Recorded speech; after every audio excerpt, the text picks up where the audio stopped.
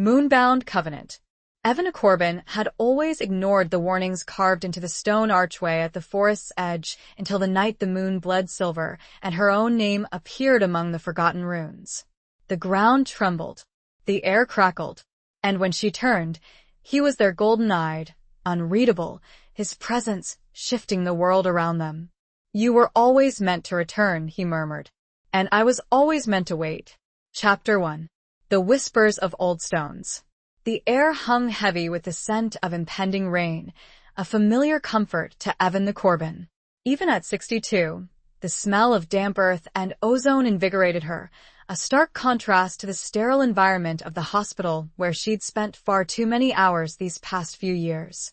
Her husband, Thomas, had been gone for 3 years now, a slow, agonizing departure that had left a hollow space in her life, a silence that echoed louder than any storm. She traced the familiar lines of the worn, granite countertop in her kitchen, a kitchen that once echoed with laughter and the clatter of family dinners, now just a repository of bittersweet memories. Tonight, however, the silence felt different.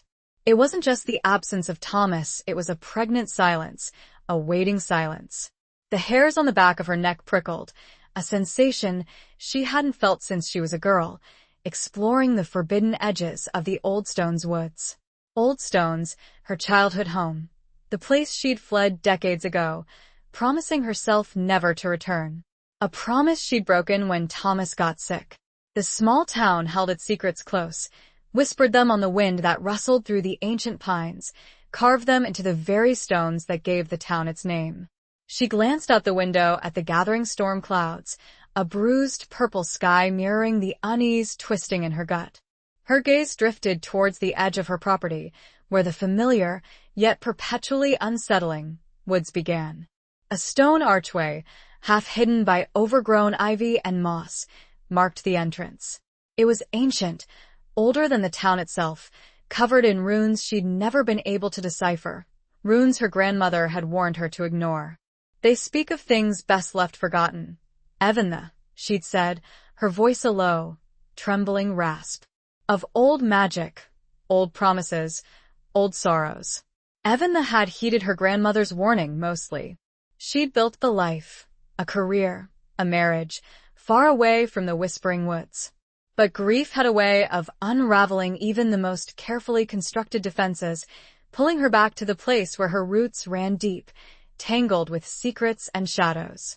She'd come back for Thomas, to give him the peace of his childhood home in his final days. She'd stayed for herself, perhaps drawn by an invisible thread she couldn't quite understand. A sudden, sharp crack of thunder jolted her back to the present. The lights flickered, casting long, dancing shadows across the room. She wrapped her arms around herself, a familiar chill settling deep in her bones, a chill that had nothing to do with the approaching storm. It was a primal fear, a bone-deep knowing that something was different. Driven by an impulse she couldn't explain, Evan found herself pulling on her worn gardening boots and a thick, wool coat. The rain had started, a steady drumming against the roof, as she stepped out onto the porch. The air was thick, charged with an energy that made her skin tingle. She walked towards the woods, her pace hesitant at first, then growing more determined with each step. As she neared the archway, the wind picked up, whipping her graying hair around her face.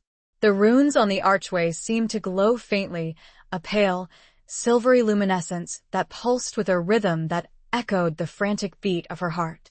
She reached out a trembling hand, her fingers brushing against the cold, rough stone. And then she saw it. Her name, Evan, carved amongst the ancient, unreadable symbols, her own name, clear as day, glowing with that same unsettling silver light. It wasn't there before. She was sure of it. She'd stared at these stones countless times as a child, tracing the strange patterns, trying to decipher their meaning. Her name had never been there. The ground beneath her feet trembled, a low, guttural rumble that seemed to emanate from the depths of the earth. The air crackled with an energy so intense it made her teeth ache. Panic clawed at her throat, a desperate urge to turn and run, to flee back to the safety of her empty house. But she couldn't. She was rooted to the spot, mesmerized by the glowing runes, by the sheer impossibility of what she was seeing. Then the forest shifted. Not in a literal sense, but in a way that defied logic and reason. The trees seemed to lean in closer, their branches intertwining to form a living canopy overhead. The air grew thick with the scent of pine, and something else, something wild, untamed, something that sent a shiver of both fear and something else down her spine. A figure emerged from the shadows, materializing from the swirling mist and rain. He was tall, impossibly so, his silhouette outlined against the stormy sky. He moved with a grace that was both animalistic and ethereal, his presence dominating the space around him. As he drew closer, the silver light from the runes seemed to illuminate his face, revealing features that were both strikingly handsome and profoundly unsettling. His eyes. They were the color of molten gold, burning with an intensity that seemed to pierce through her very soul. He stopped a few feet away, the rain plastering his dark hair to his forehead, outlining the sharp angles of his cheekbones, the strong line of his jaw. He was dressed in clothes that seemed both ancient and modern, dark, worn leather and a heavy, woolen cloak that billowed in the wind. He looked like a warrior, a king, a something else entirely, something not quite human. He didn't speak for a long moment, his golden eyes studying her with an unnerving intensity. The silence stretched, punctuated only by the relentless drumming of the rain and the frantic beating of her heart. Then, he finally spoke, his voice a low, resonant murmur that seemed to vibrate in the very air around them. "You were always meant to return," he said, his voice laced with a strange mixture of sadness and inevitability. "And I was always meant to wait." His words, spoken with such quiet certainty, struck a chord deep within her, a resonance that felt both terrifying and strangely familiar. Who was he? And what did he mean? What ancient promise, what forgotten sorrow, bound them together across the years, across the boundaries of what she thought she knew about the world? The air vibrated between them. Chapter 2. Silver under the skin. Evan stared at him, her breath caught in her throat. The rain plastered her thin cotton nightgown to her skin beneath the heavy wool coat, but the chill she felt had nothing to do with the weather. It was a deeper cold, a primal awareness that the world she knew, the world of logic and reason, had just tilted on its axis.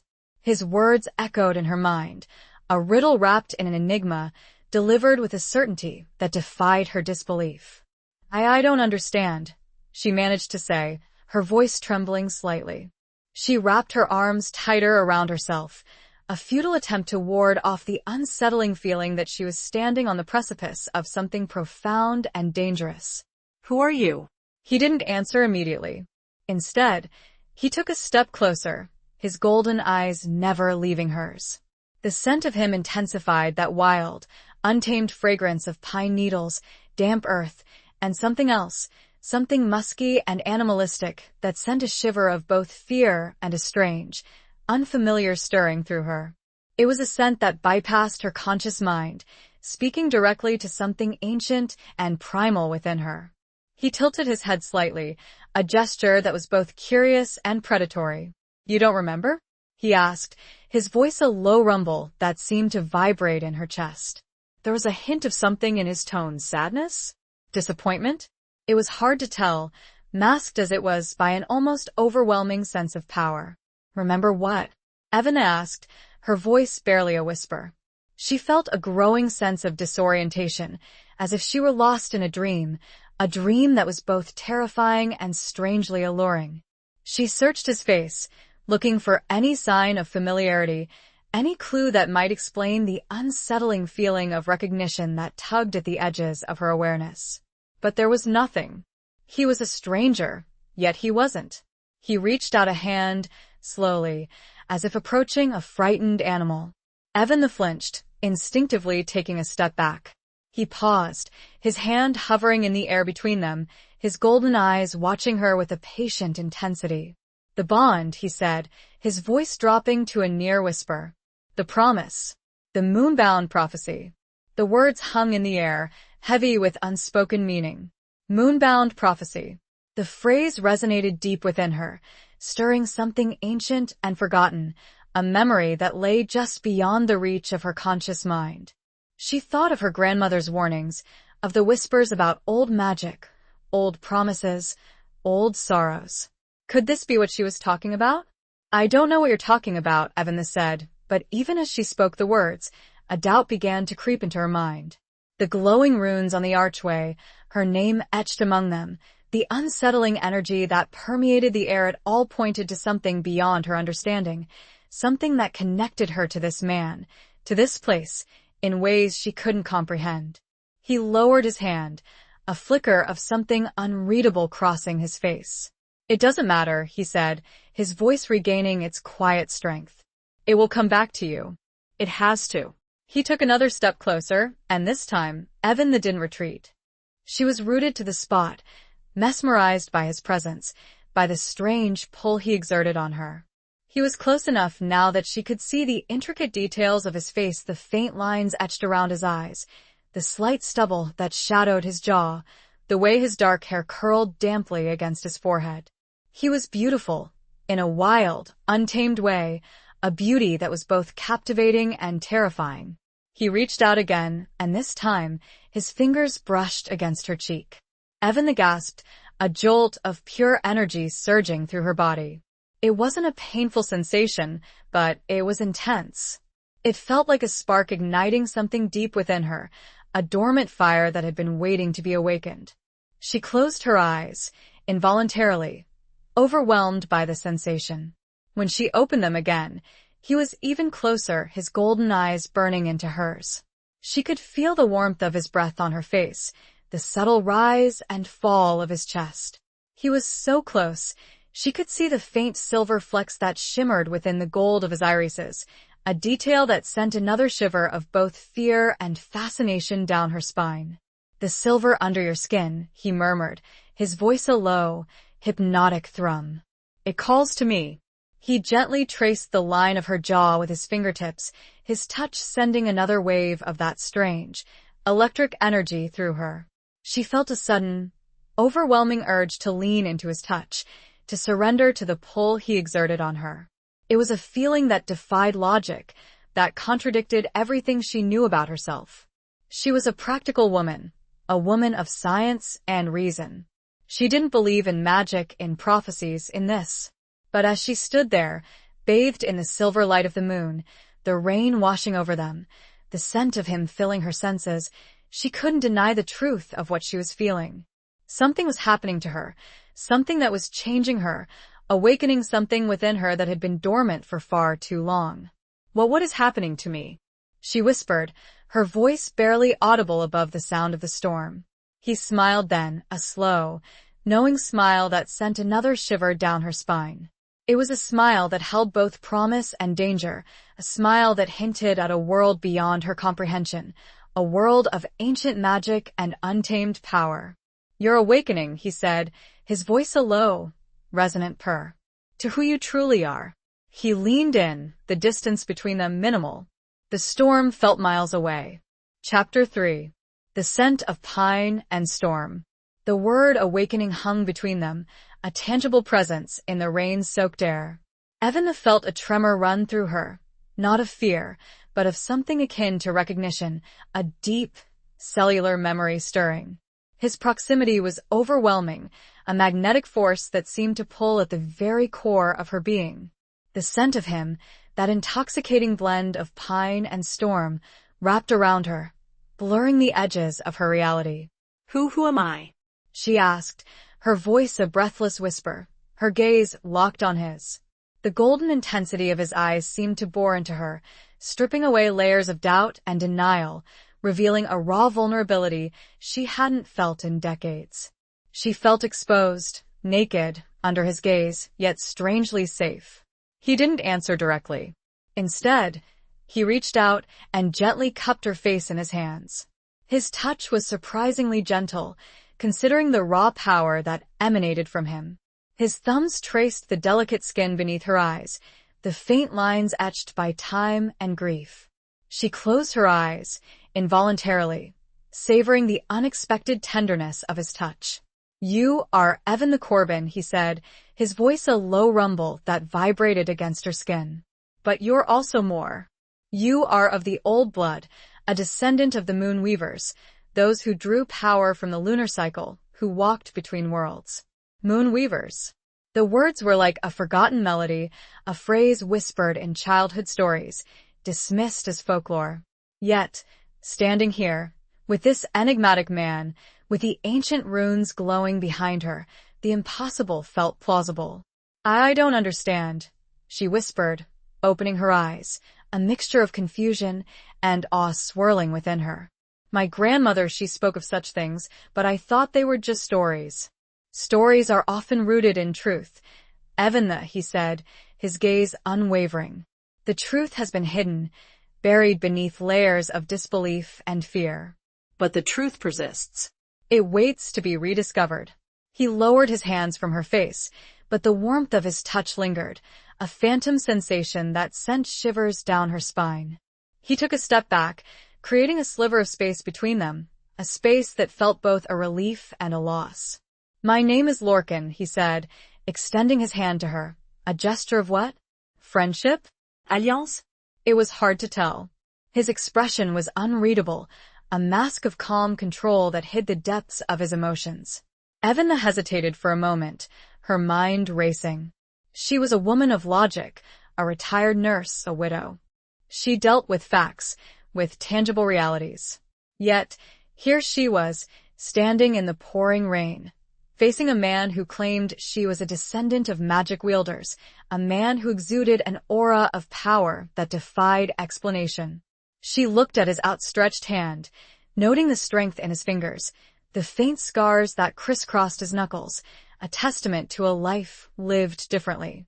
She took a deep breath, the scent of pine and storm filling her lungs, grounding her in the present moment. And then, she reached out and took his hand. His grip was firm, warm, and reassuring. Another jolt of that strange energy surged through her, a connection that felt both ancient and immediate. It was as if their hands were meant to fit together, as if they were two pieces of a puzzle, finally reunited. "Lorcan," she repeated, his name feeling strangely familiar on her tongue. What happens now?" He smiled, a slow, genuine smile that softened his features, transforming him from a figure of power and mystery into someone almost approachable. "Now," he said, his voice laced with a hint of anticipation, "we begin to unravel the secrets of old stones. We begin to reclaim your legacy." He turned, his hand still holding hers, and began to walk deeper into the woods, towards the heart of the ancient forest. Evan hesitated for only a moment, the pull of the unknown, the allure of the impossible, too strong to resist. She followed him, her boots sinking into the soft, damp earth, her heart pounding with a mixture of fear and excitement. The trees seemed to welcome them, their branches parting to create a path, the rain softening to a gentle drizzle. The air grew thick with the scent of damp leaves and moss, the sounds of the storm fading into a distant rumble. It was as if the forest itself were holding its breath, waiting, watching. As they walked, Lorcan began to speak, his voice a low, steady hum that blended with the sounds of the forest. He spoke of the history of old stones, of the moon weavers who had once lived here, of their power, their connection to the moon, their eventual disappearance. He spoke of a prophecy that foretold the return of a descendant, a woman who would awaken the dormant magic, who would restore the balance that had been lost. Evan listened, her mind struggling to absorb the enormity of what he was saying. It was a lot to take in, a complete upheaval of her worldview. Yet, with every step she took, with every word he spoke, she felt a growing sense of belonging. It was as if she were finally coming home, to a place she had never known, yet had always longed for. A feeling that she was about to stumble into something extraordinary. Chapter 4. Echoes in the Empty House. The walk back to the house felt surreal. Lorcan moved with an easy grace beside her, his presence a comforting counterpoint to the lingering strangeness of the woods. The rain had stopped, leaving behind a world washed clean, the air thick with the scent of petrichor. The moon, A sliver hidden behind fast-moving clouds, cast an ethereal glow on the landscape. Evan glanced at Lorcan, his profile sharp and defined in the moonlight, and wondered, not for the first time, if she was dreaming. He hadn't said much since they'd left the archway, but his silence wasn't uncomfortable. It was a companionable silence, filled with an unspoken understanding that transcended words. It was a silence she hadn't realized she craved, a silence that contrasted starkly with the echoing emptiness of the house. As they reached the porch, Lorcan paused, his golden eyes scanning the familiar structure. "It has been a long time," he murmured, his voice barely audible. There was a wistfulness in his tone, a hint of something lost and mourned. Evan unlocked the door, the familiar click of the lock sounding strangely loud in the stillness. She stepped inside, followed by Lorcan, and flipped on the light switch. The sudden illumination revealed the familiar, yet increasingly alien, surroundings of her home. The furniture, draped in dust sheets, looked like ghosts of a former life. The air was stale, heavy with the scent of disuse and memories. Lorcan moved through the house with a quiet curiosity, his gaze lingering on details that Evan had long since stopped noticing: the faded floral wallpaper, the antique grandfather clock in the hallway, the framed photographs on the mantelpiece. He stopped in front of a picture of Thomas, a younger, healthier Thomas, his arm around Evan, both of them smiling. "He was a good man," Lorcan said, his voice soft, his eyes reflecting a depth of understanding that surprised her. "He was," Evan agreed, a lump forming in her throat. She hadn't expected Lorcan to acknowledge Thomas, to understand the profound loss that still permeated her life. It was a small gesture, but it spoke volumes about his character, about his empathy. Lorcan turned to her, his golden eyes searching hers. "You loved him very much," he stated, not as a question, but as a simple observation. "Yes," Evan whispered, her voice thick with emotion. "With all my heart." "And he loved you," Lorcan said, his voice unwavering. "That kind of love, it doesn't simply disappear. It endures. It transforms."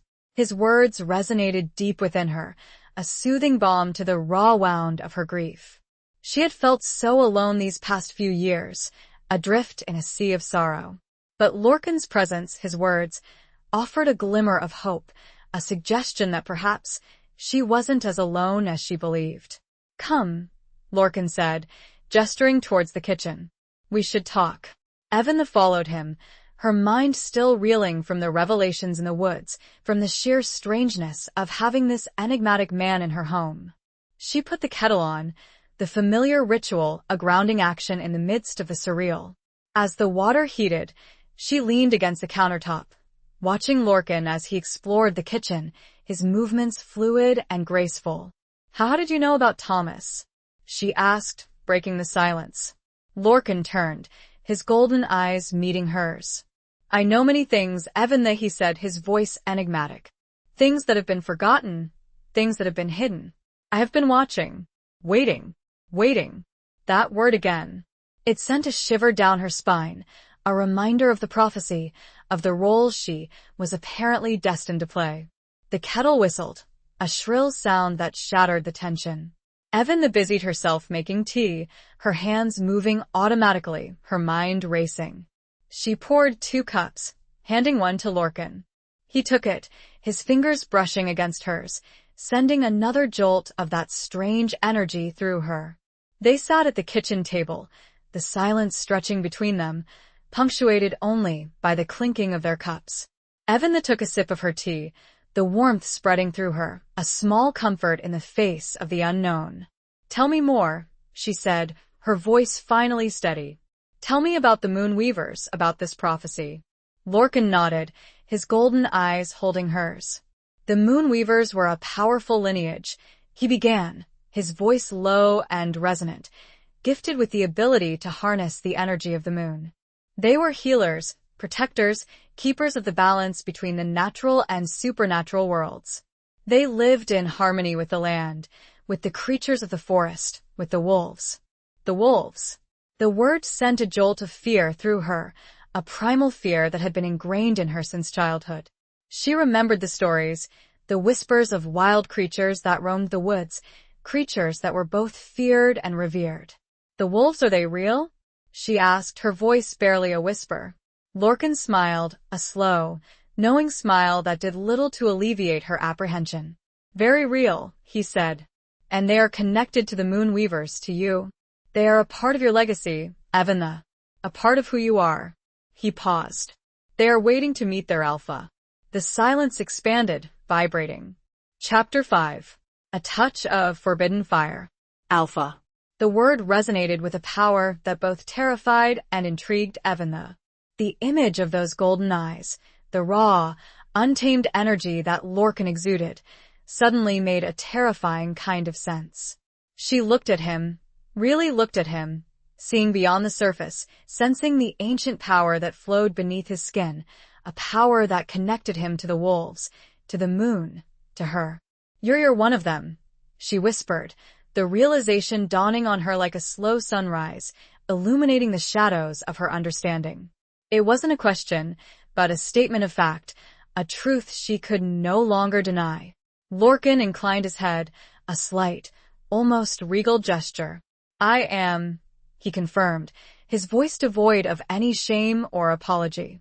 "I am Lorcan of the Shadow Moon Pack, Alpha of the Oldstone's Wolves." The revelation should have sent her running, screaming, back to the safety of her denial. But it didn't. Instead, a strange sense of calm settled over her, a feeling of acceptance that defied logic. Perhaps it was the tea, perhaps it was the exhaustion, or perhaps it was something deeper, something connected to the ancient magic that was now awakening within her. And what does that make me?" she asked, her voice surprisingly steady. She needed to understand, to grasp the full extent of this new reality that was unfolding around her. Lorcan reached across the table and took her hand, his touch sending that familiar jolt of energy through her. His grip was firm, reassuring, a grounding presence in the midst of the swirling chaos of her thoughts. "It makes you connected," he said, his golden eyes holding hers. "Connected to me, connected to the wolves, connected to the power of the moon. You are the last of the Moon Weavers, Evanna. The prophecy speaks of your return, of your awakening. You are the key to restoring the balance, to healing the rift between our worlds." The rift. Another piece of the puzzle fell into place. The whispers, the warnings, the sense of unease that had always permeated Oldstones, it all pointed to a broken connection, a fractured harmony between the human and supernatural worlds. "But I don't know how," she protested, a wave of doubt washing over her. "I'm just me. I'm not a sorceress, a moon weaver. I'm a retired nurse, a widow. I don't know anything about magic." Lorcan squeezed her hand, his touch a silent reassurance. "You have the power within you, Evanna," he said, his voice unwavering. "It has been dormant, waiting for the right moment to awaken. I am here to help you, to guide you, to show you the way." His words were both comforting and terrifying. The responsibility he was placing on her shoulders felt immense, overwhelming. Yet, at the same time, a spark of excitement ignited within her, a flicker of something she hadn't felt in years. Purpose. "But why me?" she asked, her voice laced with a hint of desperation. "Why now?" Lorcan's gaze softened, a hint of sadness flickering in his golden eyes. "The veil between our worlds is thinning, Evanna," he explained. "The balance is shifting. Darkness is stirring. Your return, it was inevitable. The moon called to you, and you answered. The moon, the silver light, the glowing runes, the prophecy, it all came back to the moon." Evanna looked out the window, at the sliver of moon peeking through the clouds. It seemed to pulse with a faint, silvery light, a silent beacon calling to her. What kind of darkness?" she asked, a chill running down her spine. Lorcan's expression hardened, his jaw tightening. "An ancient enemy," he said, his voice low and dangerous. "Those who seek to exploit the power of the moon for their own selfish gain. Those who would destroy the balance, who would hunt us. Hunters." Another childhood fear resurfaced, the stories of men who roamed the woods, seeking to destroy the creatures that lurked within. It was a fear that had always felt irrational, a remnant of old wives' tales. But now, standing here with Lorcan, it felt terrifyingly real. They know about you?" she asked, her voice trembling slightly. Lorcan nodded grimly. "They have always known," he said. "They have been waiting, watching, just like I have. But they are not the only threat. There are others. Forces that seek to control the power of the Moonweavers, to use it for their own twisted purposes." He released her hand, standing up and pacing the kitchen, his movements restless, agitated. The air around him seemed to crackle with a barely contained energy, a hint of the wolf that lurked beneath the surface. "We don't have much time," he said, his voice urgent. "We need to prepare you, to awaken your full potential. We need to bond." Bond. The word sent a shiver of both anticipation and apprehension through her. She knew instinctively that it meant something more than just a friendship, something more than an alliance. It was a deeper connection, a merging of their powers, their destinies. How do we do that?" she asked, her voice barely a whisper. He stopped pacing and turned to face her, his golden eyes blazing with an intensity that took her breath away. He took a step closer, his presence filling the small kitchen, his scent enveloping her. "It begins," he said, his voice a low, hypnotic thrum with a touch. He reached out and gently touched her cheek, his fingertips tracing the line of her jaw. A surge of heat, a forbidden fire, ignited within her, a sensation so intense it made her gasp. It was a touch that spoke of a deeper connection, a touch that promised both danger and ecstasy. It promised everything. Chapter 6. The Dance of Shadows and Secrets. The heat from Lorcan's touch lingered, a phantom sensation that spread through Avant's body like wildfire. She felt flushed, disoriented, her heart pounding against her ribs like a trapped bird. It was a feeling that was both terrifying and exhilarating, a potent cocktail of fear and desire that left her breathless. He stepped back, breaking the spell, but the intensity of the moment remained, hanging heavy in the air between them. The kitchen, once a familiar sanctuary, now felt charged with an energy that was both alien and intoxicating. What was that?" she asked, her voice trembling slightly, her hand rising to touch the spot on her cheek where his fingers had rested. Lorcan's golden eyes softened, a hint of concern flickering within their depths. "A spark," he said, his voice a low rumble. "The beginning of the connection between us. The awakening of your power." It was more than just a spark, Evan knew. It was a glimpse of something profound, something that lay dormant within her, waiting to be unleashed. It was a taste of the power that flowed through Lorcan's veins, the power of the moon, the power of the wolves, the power that was now hers. I don't know if I can do this," she said, her voice laced with doubt. The weight of responsibility, the sheer strangeness of it all, threatened to overwhelm her. Lorcan reached out and took her hand, his grip firm and reassuring. "You can, Evan, he said, his voice unwavering. "You are stronger than you think. You have the blood of the Moonweavers flowing through your veins. You have the heart of a wolf." His words, his confidence in her, were a lifeline in the swirling chaos of her emotions. She looked at him, at his strong, handsome face, at the ancient power that simmered beneath his skin, and found a flicker of courage within herself. "Tell me what I need to do," she said, her voice gaining strength. Lorcan smiled, a slow, knowing smile that sent a shiver of anticipation down her spine. "We start with the basics," he said. "Learning to control your power, to connect with the moon, to shift." Shift. The word hung in the air, heavy with unspoken meaning. Evan knew, instinctively, what he meant. He was talking about transforming, about becoming a wolf. The thought was both terrifying and strangely alluring.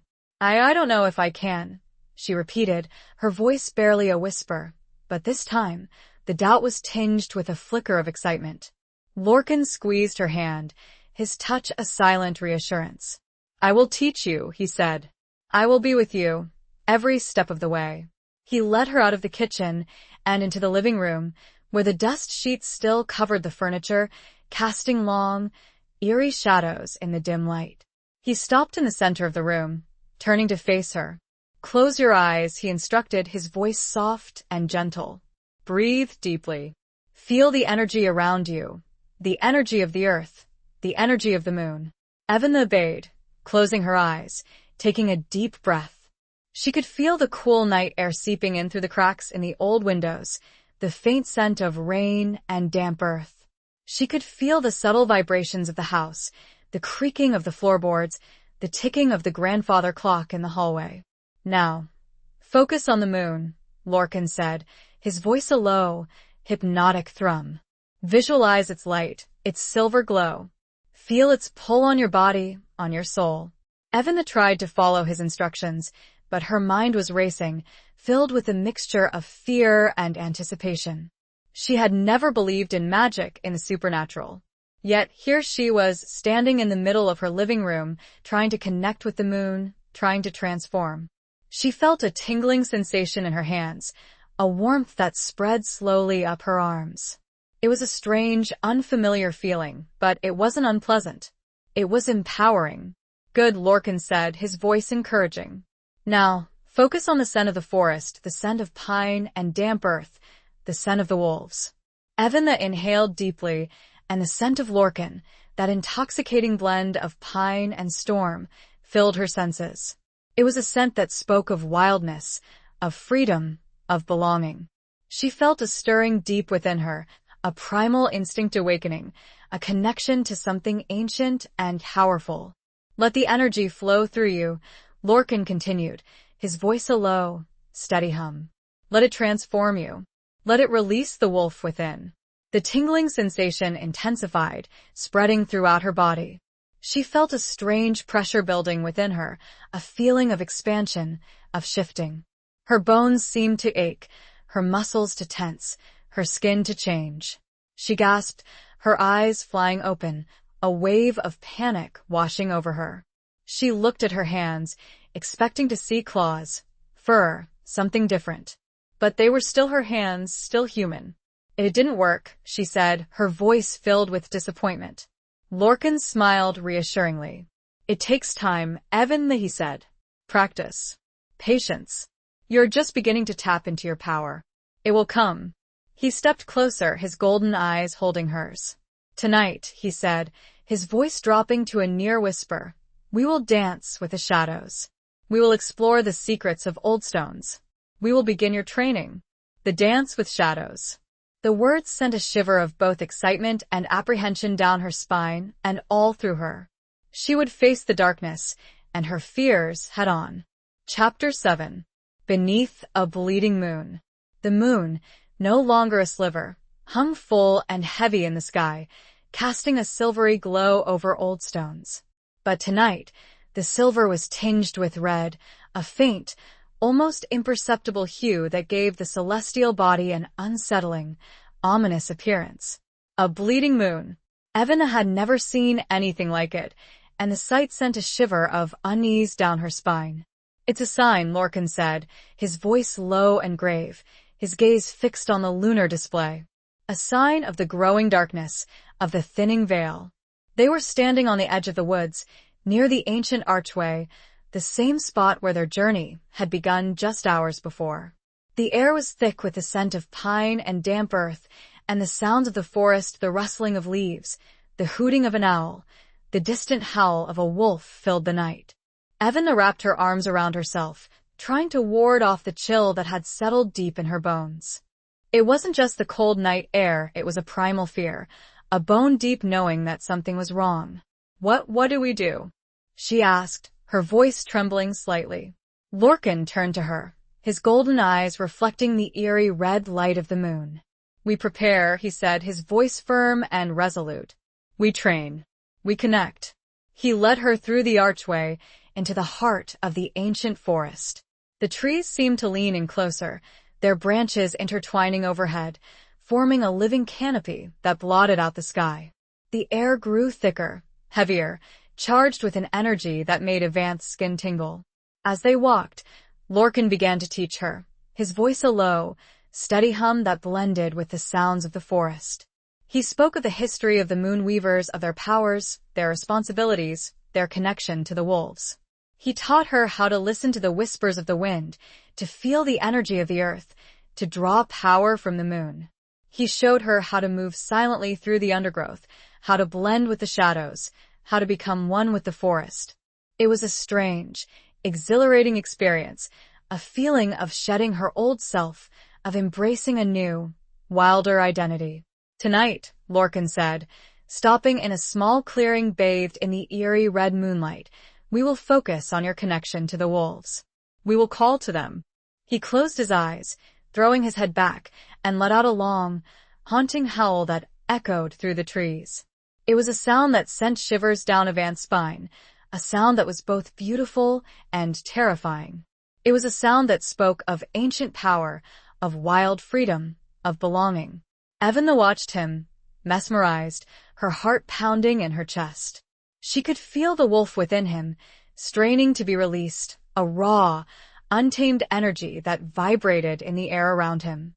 After a moment, the howl subsided, leaving a pregnant silence in its wake. Lorcan opened his eyes, his golden gaze meeting hers. "Now you try," he instructed, his voice soft and encouraging. Evan hesitated, her mind filled with doubt. She had never howled before, had never even considered the possibility. It felt ridiculous, embarrassing, impossible. "I can't," she whispered, her voice barely audible. Lorcan stepped closer, his presence a comforting warmth in the cool night air. He reached out and gently touched her cheek, his fingertips tracing the line of her jaw. "You can, Evan," he said, his voice a low, hypnotic thrum. "Trust yourself. Trust the wolf within." His touch sent a surge of that familiar energy through her, a spark that ignited something deep within her. She closed her eyes, taking a deep breath, and focused on the scent of Lorcan, the scent of the forest, the scent of the wolves. She opened her mouth, and a sound emerged, a tentative, wavering sound at first, then growing stronger, more confident, more wolf-like. It wasn't a perfect howl, not like Lorcan's, but it was a start. It was a release, a cry from the depths of her soul, a call to the wildness that was now awakening within her. As her howl echoed through the trees, she felt a shift within her, a subtle but profound change. It was as if a door had been opened, a connection had been made, a bond had been forged. She opened her eyes and saw them. The wolves. They emerged from the shadows, their eyes glowing like embers in the darkness, their forms sleek and powerful. They surrounded the clearing, watching her, waiting. Evan felt a surge of fear, a primal instinct to run, to hide. But she stood her ground, her gaze meeting Lorcan's. He nodded, a silent reassurance, a silent welcome. "They are here, Evan," he said, his voice filled with a quiet pride. "They have answered your call. They're your pack." The wolves began to circle her, their movements slow and deliberate, their eyes filled with a strange mixture of curiosity and respect. She had called, and they had come, not to harm, but with a sense of ancient knowing. A binding. The bleeding moon seemed to pulse above. Chapter 8. The Price of Ancient Promises. The circle of wolves tightened, their presence both intimidating and strangely comforting. Evan felt a tremor run through her, not entirely of fear, but of a profound sense of awe. These were not the monstrous creatures of her childhood nightmares, but magnificent beings, radiating an aura of ancient power and wisdom. Their eyes, reflecting the eerie red moonlight, held a depth of understanding that transcended words. Lorcan stood beside her, a silent guardian, his presence a reassuring anchor in the swirling vortex of her emotions. He placed a hand on her shoulder, a gesture of support, of connection, and the familiar surge of energy flowed through her, calming her racing heart. "They will not harm you, Evan," he said, his voice a low rumble, his gaze fixed on the wolves. "They are here to acknowledge you, to accept you. Accept her." The words resonated deep within her, a confirmation of her belonging, of her place in this new, wild world. She was no longer just Evan the Corbin, the retired nurse, the widow. She was something more. She was a moon weaver, connected to the wolves, connected to Lorcan, connected to the ancient magic of Oldstones. One of the wolves, a large male with a coat the color of midnight, stepped forward. He was magnificent, his muscles rippling beneath his thick fur, his eyes burning with an intensity that mirrored Lorcan's. He lowered his head, a gesture of submission? Respect? Evan wasn't sure, but she instinctively mirrored the gesture, bowing her head slightly in return. "This is Shadow," Lorcan said, his voice filled with a quiet pride. "My second and the strongest of the pack." Shadow. The name suited him, Evan thought. He was the embodiment of darkness and power, a creature of the night, a guardian of the forest. He raised his head and let out a low, rumbling sound, a sound that vibrated deep within Avant's chest. It wasn't a growl, but a greeting. "He speaks?" she asked, her voice barely a whisper. Lorcan smiled, a slow, knowing smile. "Not in words, Evan," he said, "but in a language older than words. A language of the soul, of the heart, of the wild." She understood instinctively. It wasn't about words, it was about feeling, about connection, about understanding. She closed her eyes, taking a deep breath, and focused on the presence of the wolves, on the energy that flowed between them, on the ancient bond that united them. She felt a stirring within her, a primal instinct awakening, a connection to something ancient and powerful. It was the wolf within her, responding to the call of the pack, to the call of Lorcan. When she opened her eyes, she saw the world differently. The colors were more vibrant, the scents were more intense, the sounds were more meaningful. She could feel the heartbeat of the forest, the pulse of the earth, the rhythm of the moon. "You are seeing," Lorcan said, his voice filled with awe. "Feeling. Connecting." She nodded, her gaze meeting his. She was seeing, feeling, connecting, in ways she had never thought possible. She was awakening to a new reality, a new world, a new self. But with this awakening came a price. As the wolves began to disperse, melting back into the shadows, Lorcan turned to her, his expression grave. "The bond between us, Evan, he said, his voice low and serious, it is not without its consequences. It is an ancient promise, a sacred pact, a commitment." Commitment. The word hung heavy in the air, a reminder of the responsibility she now carried, of the role she was destined to play. It was a commitment to the wolves, to the moon, to Lorcan. What kind of commitment?" she asked, her voice trembling slightly. Lorcan's golden eyes searched hers, his gaze unwavering. "A commitment to protect the balance," he said. "To defend our world from the darkness that threatens to consume it. To stand together no matter the cost."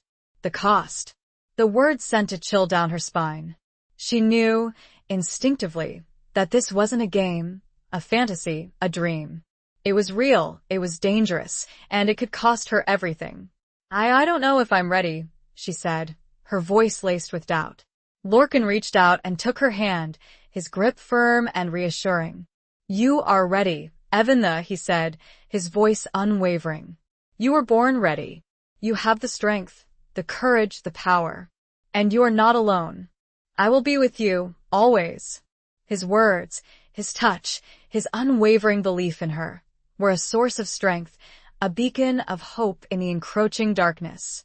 She looked at him, at his strong, handsome face, at the ancient power that simmered beneath his skin, and knew that she could do this. She had to. "Tell me," she said, her voice gaining strength. "What do I need to know?" Lorcan held her hand, their fingers intertwining. A new strength, not just his, but theirs was palpable. A bargain was struck on a night with a bleeding moon. Chapter 9. Where the Wild Wolves Run. The forest was alive. Not just with the rustling of leaves and the hooting of owls, but with a deeper, more primal energy, a palpable sense of wildness that vibrated in the air. Evan could feel it, a tingling awareness that spread through her body, connecting her to the earth, to the trees, to the wolves. Lorcan led her deeper into the woods, following a path that seemed to appear and disappear with the shifting shadows. He moved with an easy grace, his footsteps silent on the soft earth, his senses alert to every sound, every scent, every movement. He was a creature of the forest, perfectly attuned to its rhythms, its secrets, its dangers. "We are heading to the heart of our territory," Lorcan explained, his voice a low murmur that blended with the sounds of the night. "To a place where the veil is thin, where the power of the moon is strongest. A place where the wild wolves run." The wild wolves. The phrase sent a shiver of both excitement and apprehension down Avant's spine. She had seen the pack, had felt their power, their acceptance. But the wild wolves, they were something different, something untamed.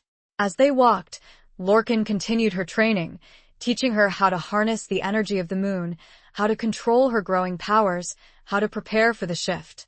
He showed her how to focus her mind, how to quiet her thoughts, how to listen to the whispers of her soul. "The shift," he said, his voice serious, "is not just a physical transformation. It is a merging of your human and wolf selves, a blending of your conscious and unconscious minds. It is a surrender." Surrender. The word resonated deep within her. It was about letting go, about trusting her instincts, about embracing the wildness within. It was about becoming something more. They reached a clearing, bathed in the eerie red moonlight.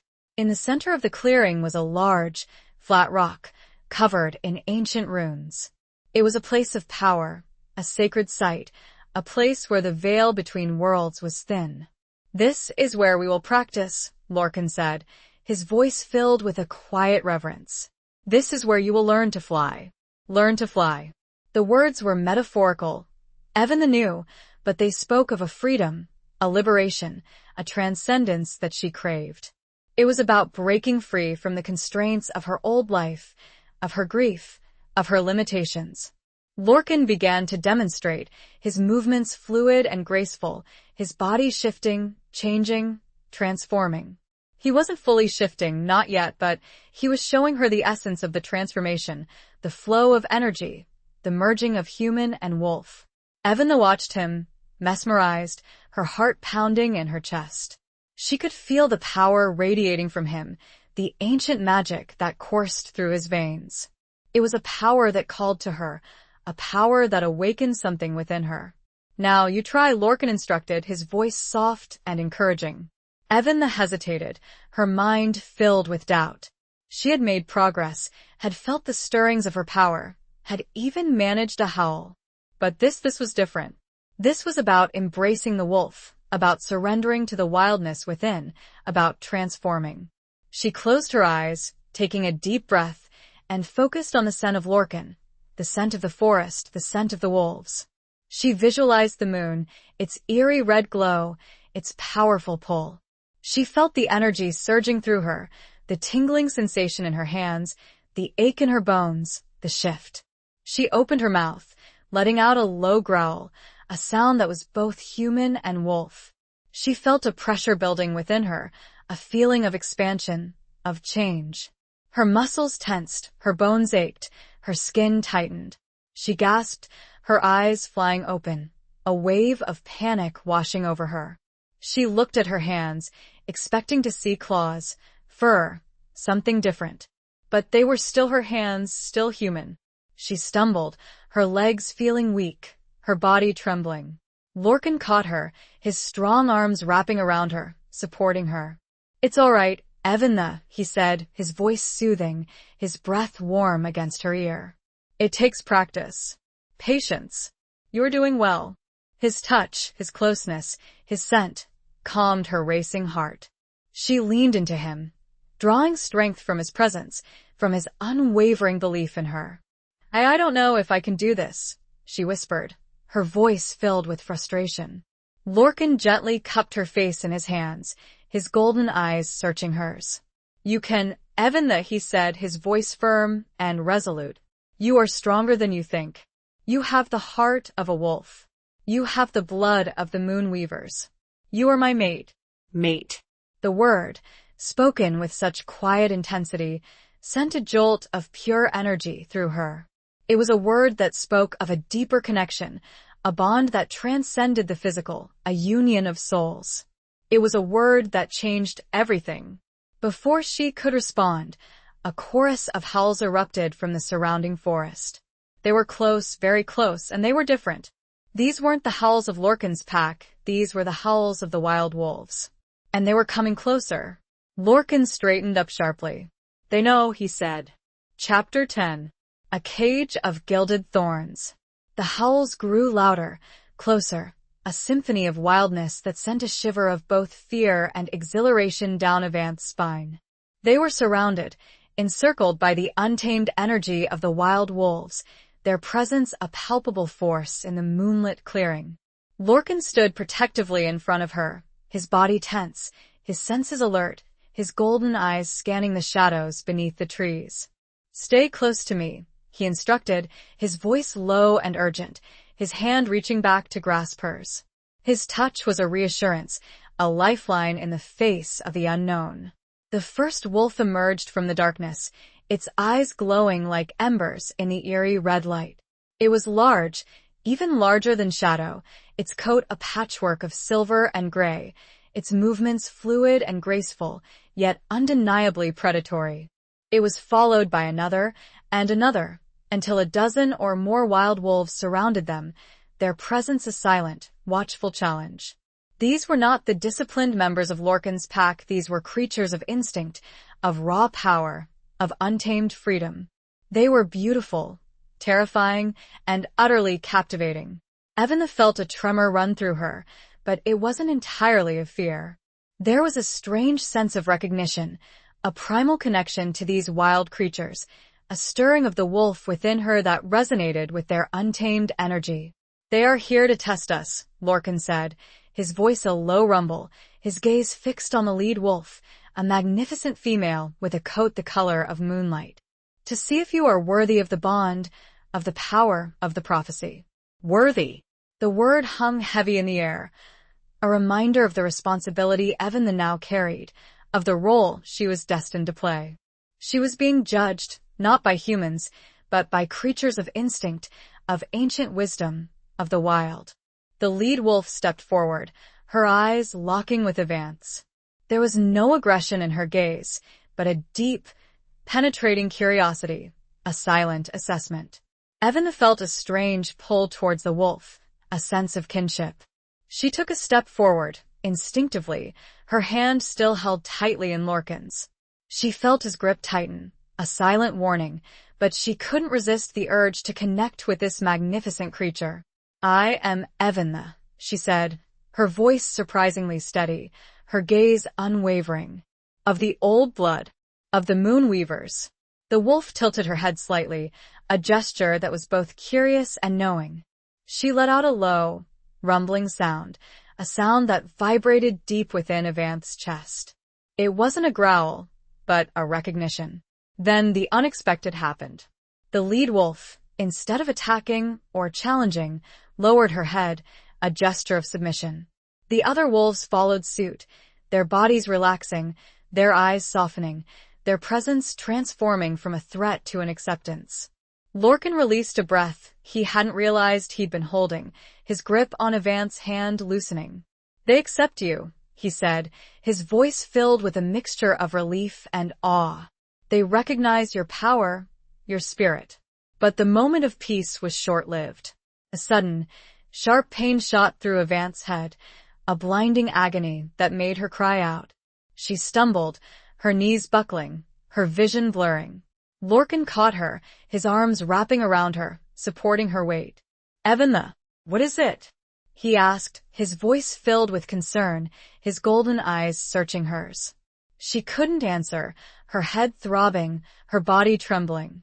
She felt a strange force pulling at her, a dark energy that was trying to separate her from Lorcan, from the wolves, from herself. "It's the darkness," she gasped, her voice barely a whisper. "It's trying to take me." Lorcan's expression hardened, his jaw tightening.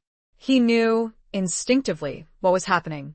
The ancient enemy, the forces that sought to control the power of the Moonweavers, were attacking. He looked around at the wolves, his eyes blazing with a fierce, protective light.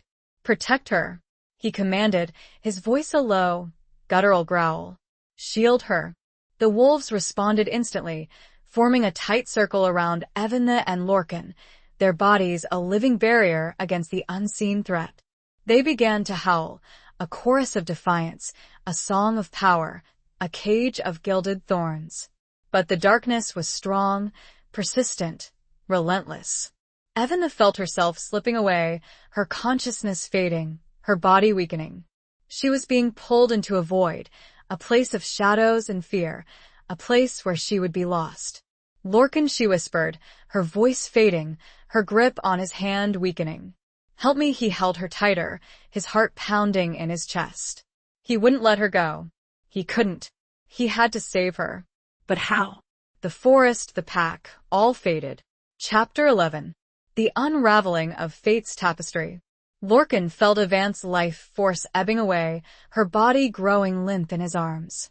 The darkness was a tangible presence, a suffocating void that threatened to consume her, to sever the fragile bond that connected them.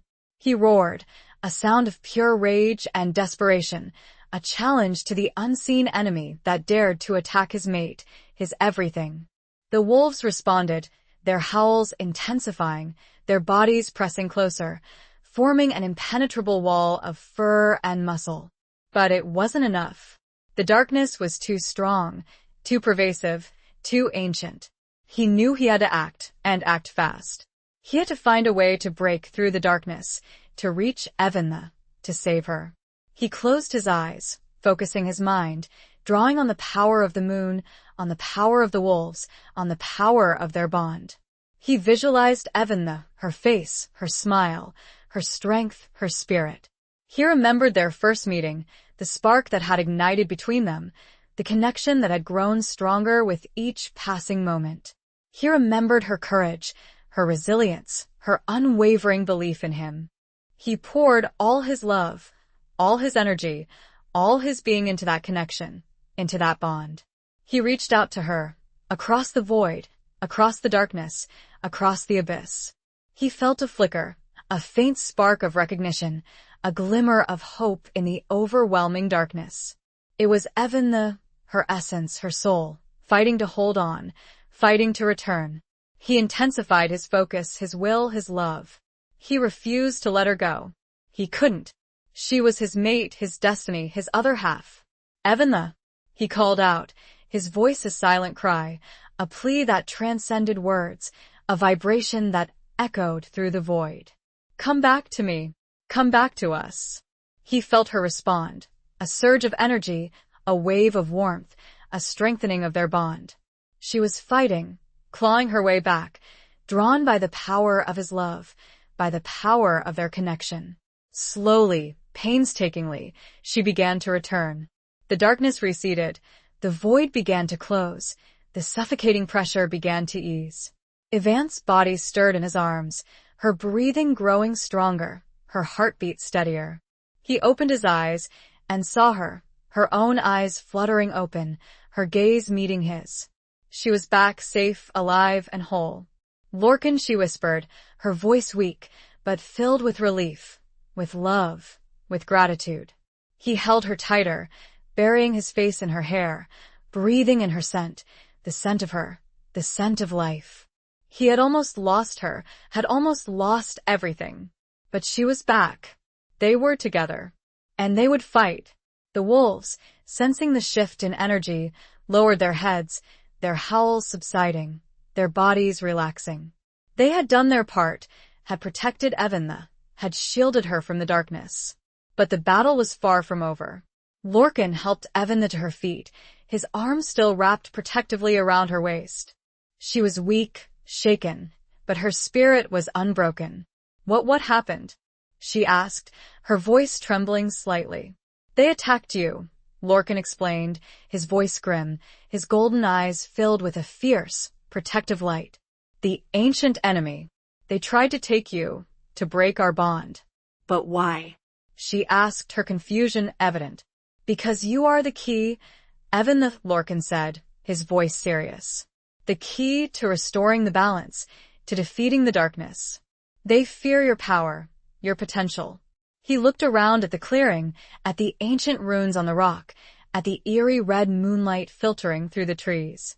"We need to leave this place," he said, his voice urgent. "It is no longer safe. They know where we are. They will come again." He took her hand, his grip firm and reassuring. "We need to go to a place of sanctuary," he said. "A place where we can prepare, where we can unravel the secrets of the prophecy." Unravel the secrets. The words resonated deep within Evanna. It was time to stop running, to stop hiding, to stop fearing. It was time to embrace her destiny, to fight for her future, to protect the world she was now a part of. The tapestry of her life seemed to rapidly change. Chapter 12. The Heart's Hidden Compass. The journey was a blur. Lorcan moved with a speed and agility that defied human limitations, guiding Evanna through the dense forest, his senses alert to every sound, every scent, every potential threat. He was a wolf in human form, his instincts honed, his focus absolute, his determination unwavering. Evanna struggled to keep up, her body still weak from the attack, her mind reeling from the events of the night. But she pushed herself, driven by a newfound sense of purpose, by a fierce determination to survive, to fight.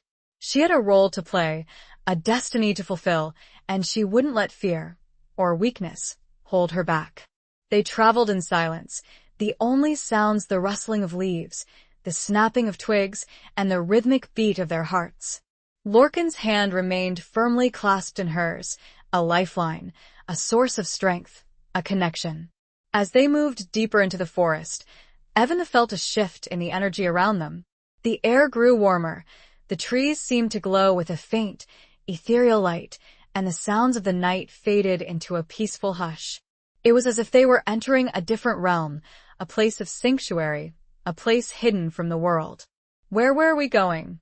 she asked, her voice barely a whisper, her breath catching in her throat. Lorcan glanced at her, his golden eyes softening.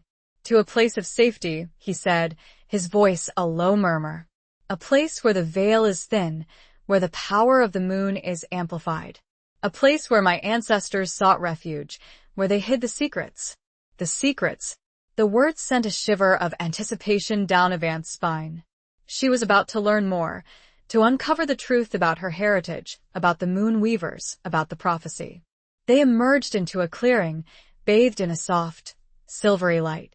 In the center of the clearing was a small, crystal-clear lake, its surface reflecting the moon like a mirror. Surrounding the lake were ancient trees, their branches intertwined overhead, forming a natural canopy that filtered the moonlight, creating an ethereal, otherworldly glow. It was beautiful, breathtaking, and utterly magical. Evanna felt a sense of peace wash over her, a feeling of belonging, a feeling of coming home. "This is it," Lorcan said, his voice filled with a quiet reverence. "The sanctuary. The place where it all began." He led her to the edge of the lake, and they sat down on a soft patch of moss, the cool water lapping gently at their feet. The silence was profound, broken only by the gentle ripple of the water and the soft sigh of the wind through the trees. Lorcan turned to her, his golden eyes searching hers. "Now," he said, his voice serious, "we talk. We unravel." He began to tell her the story of the moon weavers, of their origins, their powers, their connection to the moon, to the wolves, to the earth. He spoke of their ancient enemy, the Shadow Walkers, who sought to control the power of the moon for their own selfish gain, who had hunted the moon weavers to near extinction, who had forced them into hiding. He explained the prophecy, the one that foretold the return of a descendant, a woman who would awaken the dormant magic, who would restore the balance, who would defeat the darkness. He explained her role, her destiny, her power. "You, Evanna," he said, his voice filled with a mixture of awe and hope, "are that descendant. You are the one the prophecy speaks of. You are the moon weaver reborn. The moon weaver reborn."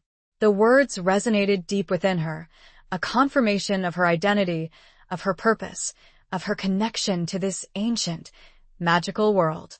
"But how do I do it?" she asked, her voice filled with a mixture of doubt and determination. "How do I defeat the darkness? How do I restore the balance?" Lorcan smiled, a slow, knowing smile.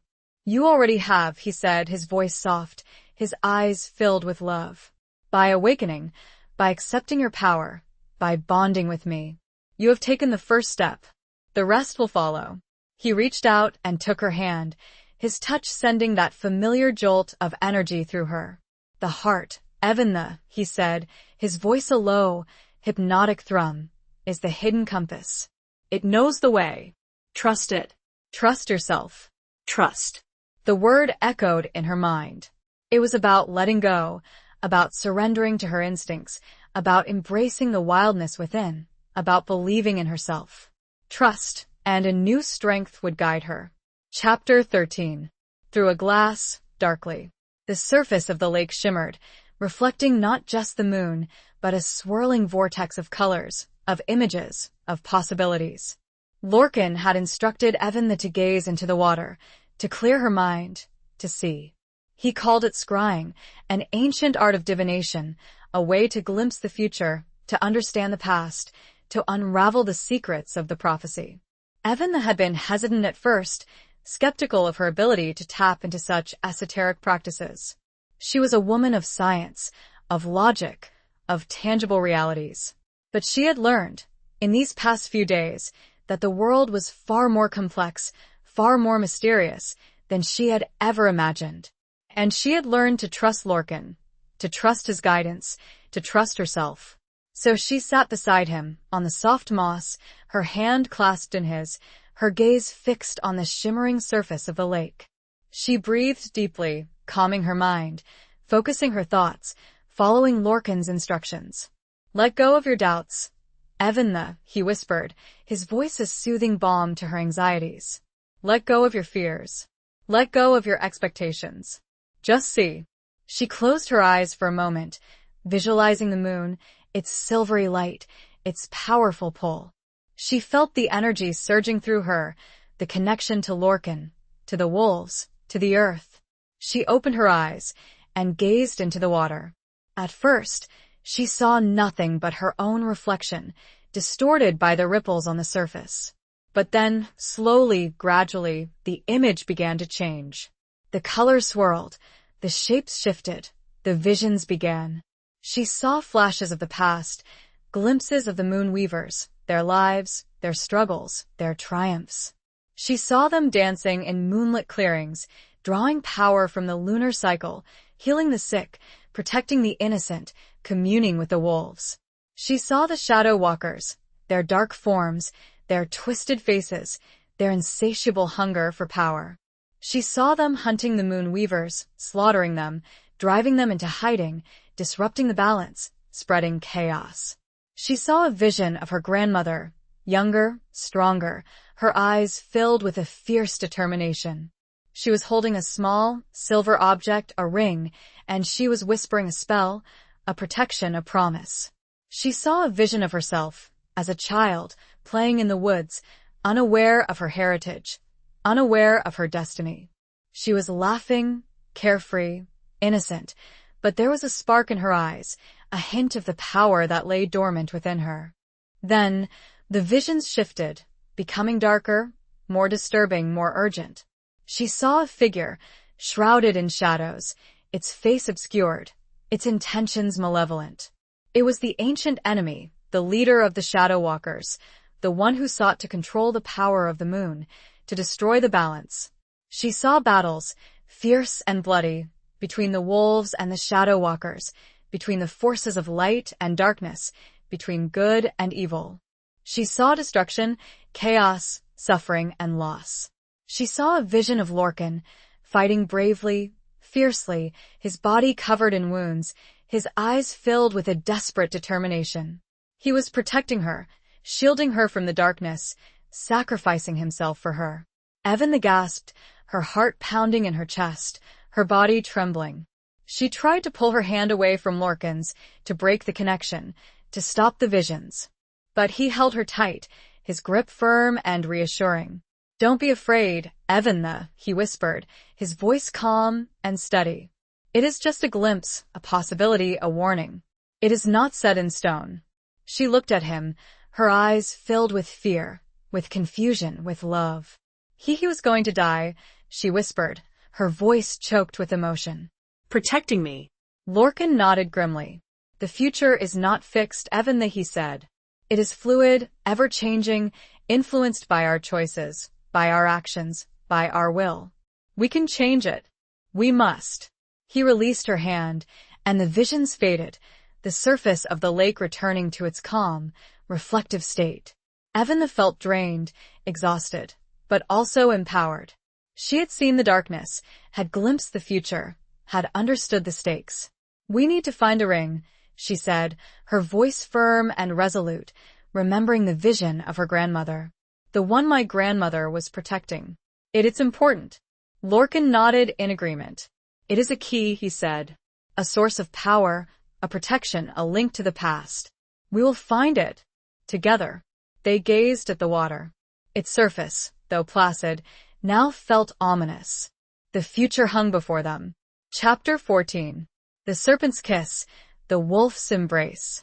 The search for the ring led them back to Avant's house, to the dusty attic filled with forgotten memories and long-buried secrets.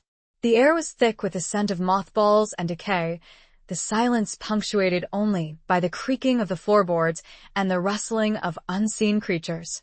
It was a place of shadows, a place where the past clung to the present, a place where the truth might be found. Lorcan moved through the attic with a quiet grace, his senses alert to every detail, every scent, every hidden clue. He was a hunter, a tracker, a protector. He was searching not just for the ring, but for any sign of danger, any hint of the ancient enemy, any trace of the darkness. Evan followed him, her heart pounding in her chest, her mind racing. She felt a strange mixture of excitement and apprehension, a sense of uncovering a long-lost treasure, a sense of confronting her past. "My grandmother used to spend hours up here," she said, her voice barely a whisper, her gaze sweeping across the cluttered space. She said it was her sanctuary. Her place of secrets. Lorcan nodded, his golden eyes scanning the shelves, the boxes, the trunks, the forgotten relics of a bygone era. "She was protecting it," he said, his voice low and serious. "Hiding it from them." They searched for hours, sifting through old photographs, letters, diaries, clothes, jewelry, and trinkets. They found glimpses of Avant's family history, fragments of her grandmother's life, hints of the Moon Weaver's legacy, but no ring. Evan began to feel discouraged, frustrated, her hope dwindling with each passing moment. She was about to give up, to concede defeat, when Lorcan stopped in front of a small, wooden box, tucked away in a dark corner of the attic. "Look," he said, his voice filled with a quiet excitement, his finger tracing the intricate carvings on the lid of the box. It was a serpent, coiled around a crescent moon, its eyes two tiny, glittering rubies. The serpent's kiss. The image sent a shiver down Avant's spine. It was a symbol of danger, of temptation, of transformation. It was a symbol of the ancient enemy, of the shadow walkers, of the darkness. But it was also a symbol of the Moon Weavers, of their power, of their connection to the moon, of their ability to shift, to change, to adapt. Lorcan carefully lifted the lid of the box, revealing its contents. Inside, nestled on a bed of faded velvet, was a silver ring. It was simple, elegant, and powerful. It was a circle of polished silver, adorned with a single crescent moon, its surface shimmering with a faint, ethereal glow. The Wolf's Embrace. Evan recognized it immediately, from the vision in the lake, from the stories her grandmother had told her, from her dreams. It was the ring, the key, the source of power. She reached out and took the ring, her fingers trembling.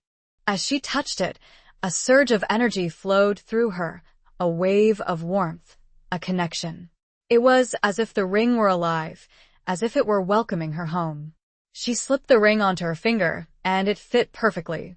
It felt right. It felt powerful. It felt like a part of her. But the moment of triumph was short-lived. A sudden, cold wind swept through the attic, extinguishing the candles, plunging them into darkness. The air grew thick with the scent of ozone and something else, something foul, something malevolent. "They're here," Lorcan said, his voice a low growl, his body tensing, his senses alert. The ancient enemy had found them. The battle was about to begin. Evan could feel it. She held the ring tighter. Chapter 15. What Dreams May Come. The darkness was complete, absolute, a suffocating void that pressed in on Eventha, stealing her breath, amplifying her fear. But within that darkness, 2 points of light ignited, Lorcan's golden eyes, burning with a fierce, protective fire, a beacon in the encroaching shadows. "Stay behind me," he commanded, his voice a low, guttural growl, his body shifting, changing, transforming. He wasn't fully shifting, not yet, but the wolf within him was rising, straining to be released, ready to defend. Eventha could hear the sounds of movement in the attic, the rustling of clothes, the creaking of floorboards, the whispers. They were surrounded, outnumbered, trapped in a cage of their own making. But she wasn't afraid, not entirely. She had the ring, the power, the connection to Lorcan. She reached out and touched his arm, her fingers finding the rough texture of his shifting skin, the warmth of his wolf. The contact sent a surge of energy through her, a wave of courage, a sense of unity. "We fight together," she said, her voice firm and resolute, her gaze meeting his in the darkness. He nodded, a silent acknowledgement, a silent promise. Then the attack began. Figures emerged from the shadows, their forms distorted, their faces obscured, their intentions malevolent. They were the Shadow Walkers, the ancient enemy, the ones who sought to control the power of the moon, to destroy the balance. They were armed with weapons, not of metal, but of darkness, of shadows, of fear. They attacked with a ferocity that was both terrifying and exhilarating. Lorcan fought like a wild animal, his movements fluid and graceful, his claws and teeth tearing through the shadows, his growls echoing through the attic. He was a force of nature, a protector, a warrior. Eventha, inspired by his courage, by his love, fought alongside him. She didn't have claws or teeth, but she had the ring, the power of the Moonweavers, the connection to the moon. She focused her mind, channeling the energy of the ring, drawing on the power of the moon, visualizing the light. She raised her hand, and a beam of silvery light erupted from the ring, piercing the darkness, illuminating the attic, revealing the enemy. The Shadow Walkers recoiled, hissing, their forms flickering, their power weakened. They were creatures of darkness, vulnerable to the light, vulnerable to the moon. Eventha continued to unleash the power of the ring, beams of light crisscrossing the attic, driving back the shadows, forcing the enemy to retreat. She was a warrior, a protector, a Moonweaver. But the leader of the Shadow Walkers, the one she had seen in her vision, remained. He was shrouded in darkness, his face obscured, his power immense. He advanced towards Eventha, his eyes burning with a malevolent intensity, his intention clear. "The ring," he hissed, his voice a raspy whisper, his hand reaching out to take it. "Give it to me." Eventha stood her ground, her heart pounding in her chest, her hand holding the ring tightly. "Never," she said, her voice unwavering, her gaze locked on his. He laughed, a cold, cruel sound that echoed through the attic. "You cannot defeat me," he said.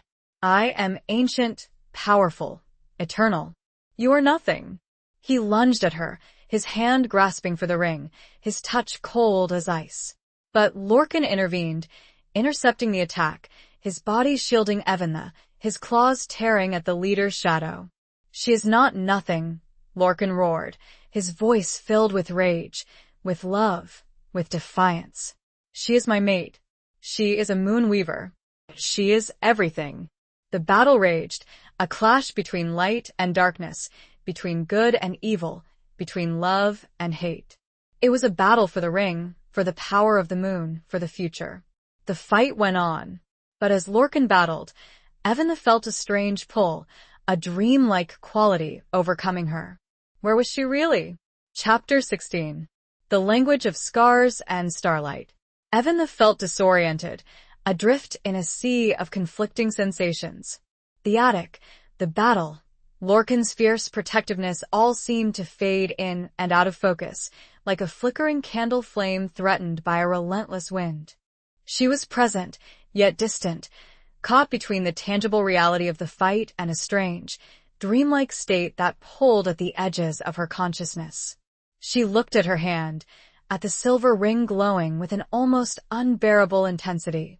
It pulsed with power, a rhythm that echoed the frantic beat of her heart, yet felt strangely separate from her.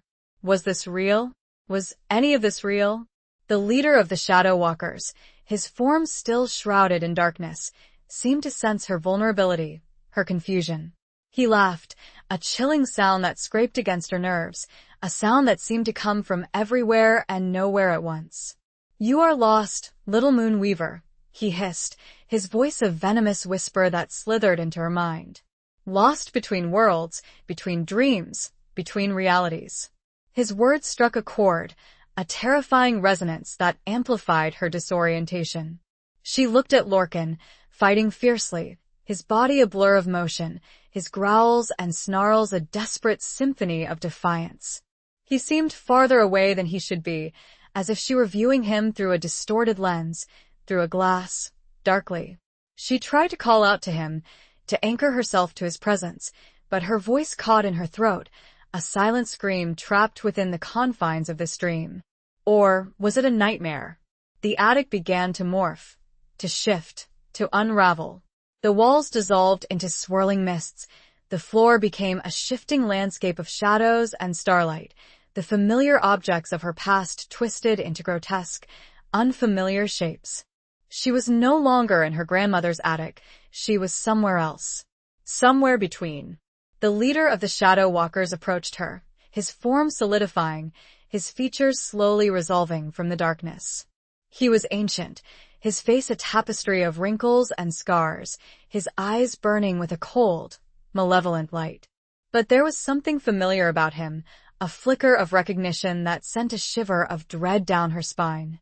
"You cannot escape your destiny, Eventha," he said, his voice a low, resonant hum that vibrated in her bones. "You are bound to me, bound to the darkness, bound to the prophecy." He reached out a hand, his touch no longer cold, but strangely warm, inviting, seductive.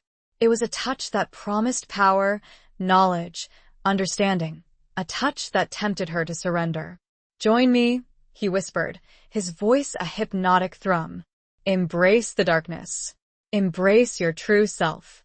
Eventha hesitated, her mind reeling, her heart torn. She felt a pull towards him, a strange sense of kinship, a recognition that defied logic, that contradicted everything she believed. Was this her destiny? Was this her true self? She looked at the ring on her finger, at its silvery glow, at its connection to Lorcan, to the wolves, to the light. She remembered his words, his love, his unwavering belief in her. She remembered her grandmother's sacrifice, her own awakening, her commitment to the balance. She closed her eyes, taking a deep breath, and focused on that connection, on that love, on that light. She felt a surge of strength, a wave of clarity, a rejection of the darkness. She opened her eyes and met the gaze of the Shadow Walker, her own eyes burning with a newfound determination.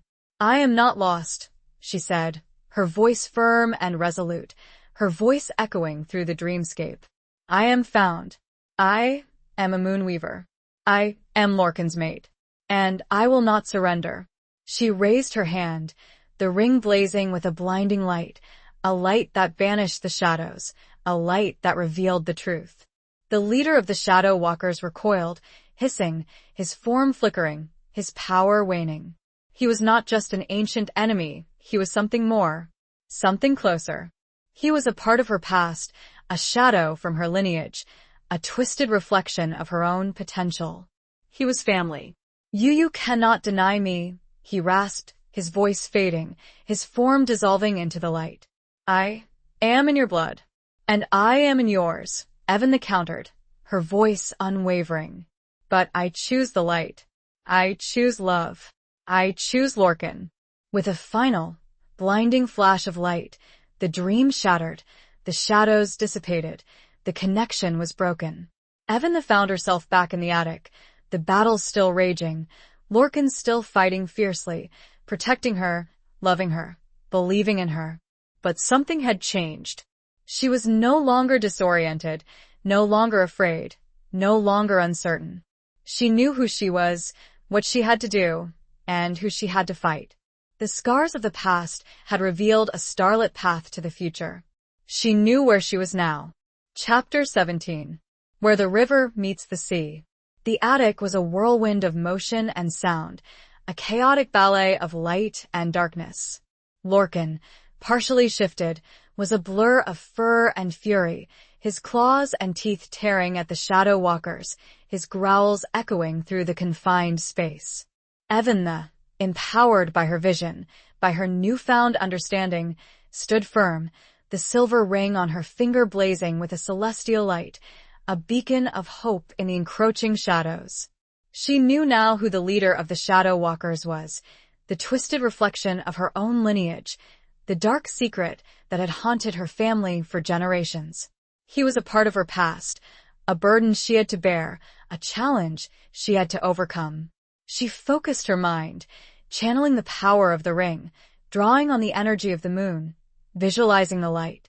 She raised her hand, and a wave of pure energy erupted from the ring, washing over the attic, pushing back the darkness, forcing the shadow walkers to retreat. They were vulnerable to her now, exposed, weakened, their power diminished by her awakening, by her acceptance of her destiny.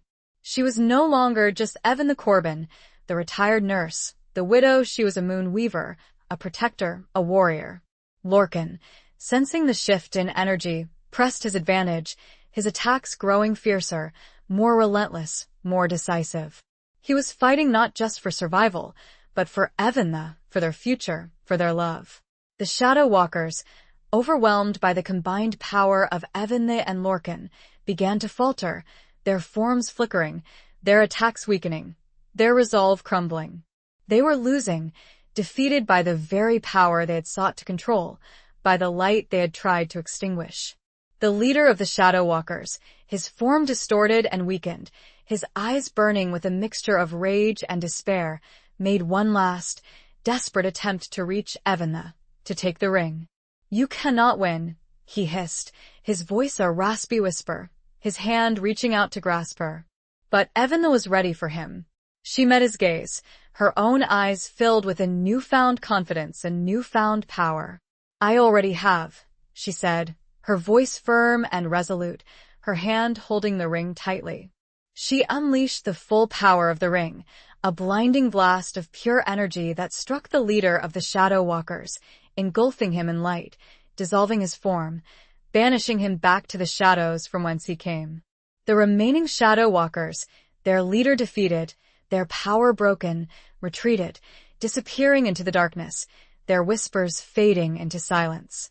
The attic fell silent, the only sounds the ragged breathing of Eventha and Lorcan, the faint crackling of the energy that still lingered in the air. The battle was over. They had won. Lorcan, his form slowly shifting back to human, turned to Eventha, his golden eyes filled with a mixture of relief, of pride, of love. He reached out and took her hand, his grip firm and reassuring. "You did it," he said, his voice a low, husky rumble. "You defeated him."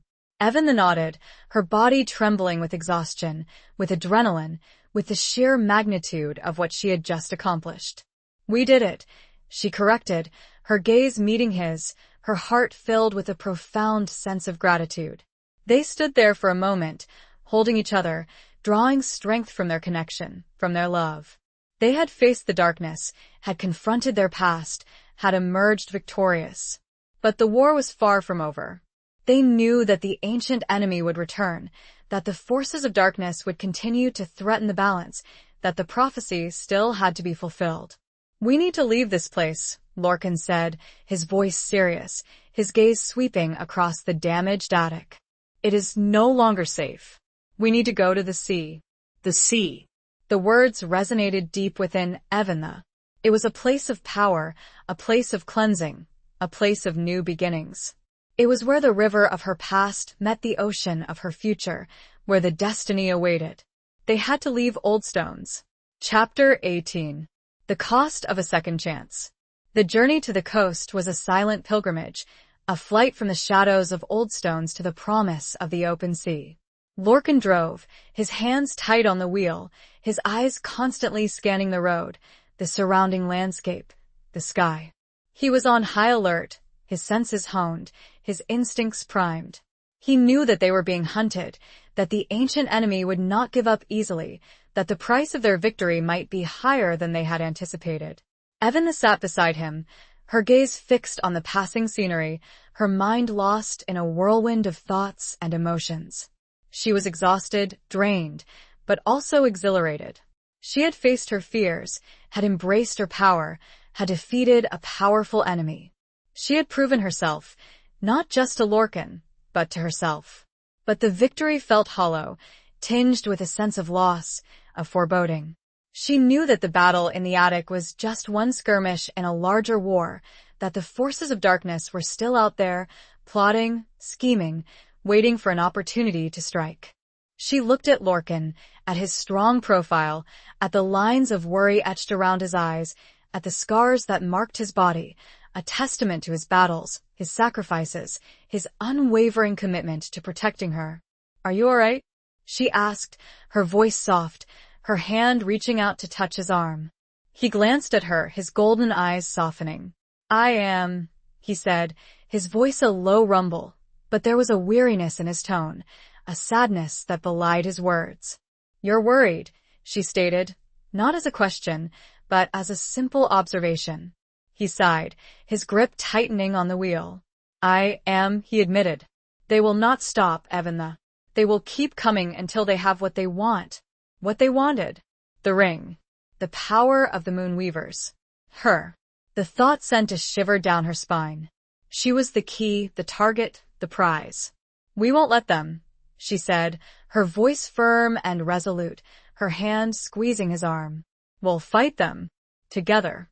He smiled, a faint, weary smile that didn't quite reach his eyes. "I know," he said. "But at what cost?" The cost. The words hung heavy in the air, a reminder of the sacrifices they had already made, of the sacrifices they might still have to make. The cost of their love, of their bond, of their destiny. They drove in silence for a while, the only sounds the hum of the engine and the rhythmic whoosh of the tires on the asphalt. The landscape began to change, the dense forests of old stones giving way to rolling hills, to open fields, to the distant glimmer of the sea. As they approached the coast, Evan felt a shift in the energy around them. The air grew fresher, cleaner, infused with the salty tang of the ocean, the promise of freedom. Lorcan pulled the car over to the side of the road, at a high vantage point overlooking the vast expanse of the sea. The view was breathtaking, awe-inspiring, a panorama of blue and green, of crashing waves and soaring seagulls, of endless possibilities. They got out of the car and stood there, side by side, gazing at the ocean, breathing in the fresh, salty air, feeling the cool breeze on their faces. It was a moment of peace, of respite, of reflection. "This is where we need to be," Lorcan said, his voice soft, his gaze fixed on the horizon. "Close to the sea, close to the source. The source. The source of their power, of their connection, of their destiny." The sea was a symbol of both endings and beginnings, of death and rebirth, of the constant ebb and flow of life. Evan leaned against him, drawing strength from his presence, from his love. She knew that the journey ahead would be difficult, dangerous, filled with uncertainty. But she was not afraid. She had Lorcan by her side, and together, they would face whatever came their way. They would fight for their future, for their love, for the balance. But as they stood there, a shadow fell over them. Not from a cloud, but a premonition. This calm wouldn't last. Chapter 19. Ashes of yesterday, seeds of tomorrow. The premonition proved true. The tranquility of the seaside was shattered by the sudden, violent arrival of the shadow walkers. They emerged from the mist that rolled in from the ocean, their forms distorted and menacing, their eyes burning with a cold, malevolent light. They were relentless, driven by their insatiable hunger for power, by their hatred of the light. Lorcan pushed Evan behind him, his body shifting, transforming, the wolf within him rising to the surface, ready to defend, to protect, to fight. He was a shield, a barrier, a force of nature. "Stay back," he commanded, his voice a low, guttural growl, his claws extending, his fangs bared, his golden eyes blazing with a fierce, protective fire. But Evan would not stay back. She had come too far, had faced too much, had learned too much to cower in fear. She was a moon weaver, a warrior, a protector. She was Lorcan's mate, and she would fight by his side, no matter the cost. "No," she said, her voice firm and resolute, her hand reaching for the silver ring on her finger, the source of her power, the symbol of her destiny. "We fight together." The battle was fierce, brutal, a clash between light and darkness, between love and hate, between hope and despair. The Shadow Walkers attacked with a relentless ferocity, their shadowy weapons striking at Lorcan, at Evan, at the very fabric of reality. Lorcan fought like a wild animal, his claws and teeth tearing through the shadows, his growls echoing across the cliffs, his body a whirlwind of motion and fury. He was a force to be reckoned with, a protector, a guardian. Evan, channeling the power of the ring, unleashed waves of pure energy, beams of silvery light that pierced the darkness, driving back the Shadow Walkers, forcing them to retreat. She was a beacon of hope, a source of strength, a moon weaver reborn. But the Shadow Walkers were numerous, their power amplified by the encroaching darkness, by the thinning veil between worlds. They pressed their attack, surrounding Lorcan and Evan, overwhelming them with their sheer numbers, their relentless assault. Evan felt her strength waning, her energy depleting, her hope flickering. She was tired, wounded, battered, but she would not give up. She would fight until her last breath, for Lorcan, for their future, for the balance. Lorcan, sensing her weakening, fought even harder, his attacks growing more desperate, more ferocious. He was protecting her, shielding her from the darkness, sacrificing himself for her. He took a blow, a shadowy weapon piercing his side, a wound that sent a jolt of pain through his body, a wound that weakened him. He stumbled, his legs buckling, his strength failing. Evan cried out, her heart breaking, her fear overwhelming. She rushed to his side, kneeling beside him, her hands reaching out to heal him. "Lorcan," she pleaded, her voice choked with emotion, her tears mixing with the salty spray of the sea. "Hold on, please." He looked at her, his golden eyes filled with a mixture of pain, of love, of regret. "Evan," he whispered, his voice weak, his breath ragged. Before he could finish his sentence, a figure emerged from the shadows, the leader of the Shadow Walkers, his form solid and menacing, his eyes burning with a triumphant glee. "It is over," he hissed, his voice a raspy whisper, his hand reaching out to take the ring. "You have failed." Evan looked up at him, her eyes filled with defiance, with rage, with a newfound determination. She would not let him win. She would not let him take Lorcan. She would not let him destroy everything. She raised her hand, the ring blazing with a blinding light, a light that encompassed the entire cliff, a light that banished the shadows. She was drawing not only on the ring but on the grief, love, fear, and hope within her very soul. It was an explosion of power. Chapter 20. The Dawn of Everlasting Night. The light erupted from Evan, a supernova of pure energy, a force so powerful it shook the very foundations of the earth. It was a light born of love, of grief, of defiance, of acceptance. It was the light of the moon weavers, the light of the moon, the light of hope. The Shadow Walkers screamed, their forms dissolving, their shadows dissipating, their power extinguished. They were consumed by the light, banished back to the void from whence they came, their threat neutralized. The leader of the Shadow Walkers, his face contorted in a mask of terror and disbelief, tried to shield himself from the blinding glare, but it was futile. The light engulfed him, stripping away his power, revealing his true form, his vulnerability. He was not an ancient, unknowable entity, he was a man, twisted and corrupted by his ambition, by his hatred. He was a reflection of Avant's past, a shadow of her lineage, a reminder of the darkness that lurked within. As the light consumed him, his form flickered, his features shifting, his eyes losing their malevolent glow. He was fading, disappearing, becoming nothing. "You cannot stop us," he gasped, his voice a fading whisper, his hand reaching out to Evan, a final, desperate plea. "The darkness will return," and then he was gone, vanished, erased. The light subsided, leaving behind a silence that was both profound and unsettling. The battle was over. The war was won. Evan, drained and exhausted, collapsed to her knees, the ring on her finger dimming, its power spent. She had done it. She had defeated the ancient enemy, had protected Lorcan, had saved the world. But at what cost? She looked at Lorcan, lying still and silent on the ground, his body wounded, his breathing shallow. She crawled to his side, her heart pounding in her chest, her fear overwhelming. "Lorcan," she cried, her voice choked with emotion, her hands reaching out to touch him, to heal him, to bring him back. She felt for a pulse, a faint, weak flicker of life. He was alive, but barely. He was fading, slipping away, his essence draining from him. She closed her eyes, focusing her mind, drawing on the remaining power of the ring, on the energy of the moon, on her love for him. She poured all her strength, all her will, all her being into healing him, into saving him.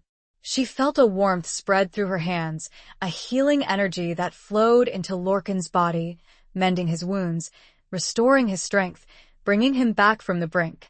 Slowly, gradually, his breathing grew stronger, his heartbeat steadier, his eyes fluttered open. He looked at her, his golden gaze filled with a mixture of confusion, of relief, of love. "Evan," he whispered, his voice weak, but alive. She smiled, tears streaming down her face, tears of joy, of gratitude, of love. "You're alive," she said, her voice trembling with emotion. "You're safe." He reached out and touched her face, his hand gentle, his touch reassuring. "You saved me," he said, his voice gaining strength. "You saved us all." They held each other, clinging to each other, drawing strength from their connection, from their love. They had faced the darkness, had endured the battle, had survived. But the world had changed. The veil between worlds had thinned, the balance had shifted, the magic had returned. The dawn of everlasting night had arrived. Not a night of darkness, but of the moon's power, of the werewolves being known, and of ancient magic reawakened. As the sun began to rise, painting the sky with hues of orange and pink, they knew their journey was not over. It was just beginning. There would be new challenges, new battles. Epilogue. The years that followed were a tapestry woven with threads of both joy and sorrow, of peace and struggle, of ordinary life and extraordinary magic. The world had changed, irrevocably, and Evan and Lorcan stood at the heart of that transformation, guardians of the balance, protectors of the newly revealed truth. The existence of werewolves, once a whispered secret, a hidden fear, was now common knowledge. Reactions varied, from fear and prejudice to acceptance and even awe. There were challenges, misunderstandings, and conflicts, but also alliances, collaborations, and a growing sense of understanding between humans and the newly emerged supernatural community. Evan, no longer just the retired nurse, the widow from Oldstones, had embraced her role as the Moon Weaver, a leader, a healer, a bridge between worlds.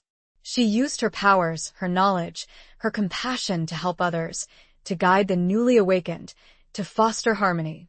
Lorcan, ever her steadfast companion, her protector, her mate, stood by her side, his strength and wisdom a constant source of support. He led the Oldstones pack, now grown and thriving, a symbol of the resurgence of the ancient ways, a testament to the power of connection. They rebuilt their lives, not in the shadow of grief and loss, but in the light of love and hope. The house in Oldstones, once a repository of bittersweet memories, became a haven, a gathering place, a center of their new world. The attic, once a place of secrets and shadows, was transformed into a sanctuary, a space for learning, for healing, for magic. The ring, the symbol of advanced power and heritage, remained on her finger, a constant reminder of her journey, her transformation, her destiny. It was a source of strength, a connection to the past, a guide to the future. They faced new challenges, new threats, new enemies. The darkness had been pushed back, but it was not eradicated. It lingered, in the shadows, in the hearts of those who feared change, who clung to the old ways, who sought power for themselves. But Evanna and Lorcan were ready. They had each other. They had the wolves. They had the growing community of those who embraced the light, who believed in the balance. They found joy in the simple things, in shared meals, in quiet evenings by the fire, in the laughter of children not their own, biologically, but the children of the pack, the children of the new world, children who grew up knowing the truth, embracing the magic, living in harmony. They mourned the losses, the sacrifices, the cost of their battles. They remembered those who had fallen, those who had been lost, those who had paved the way for their victory. And they celebrated the triumphs, the small victories, the moments of grace. They celebrated the bonds of love, of friendship, of community. They celebrated the return of magic, the restoration of balance, the dawn of a new era. As the years turned into decades, Evanna and Lorcan aged, their bodies growing older, their hair turning silver, their love deepening, strengthening, becoming a force that transcended time, that defied death, that illuminated the world. One evening, as the moon, full and silver, bathed the landscape in its ethereal glow, they stood together on the cliffs overlooking the sea, the same spot where they had faced their greatest challenge, where they had won their greatest victory. Evanna leaned against Lorcan, her hand clasped in his, her heart filled with a profound sense of peace, of gratitude, of love. "We did it," she whispered, her voice soft, her gaze fixed on the shimmering horizon. Lorcan smiled, his golden eyes, still bright and clear, reflecting the moonlight.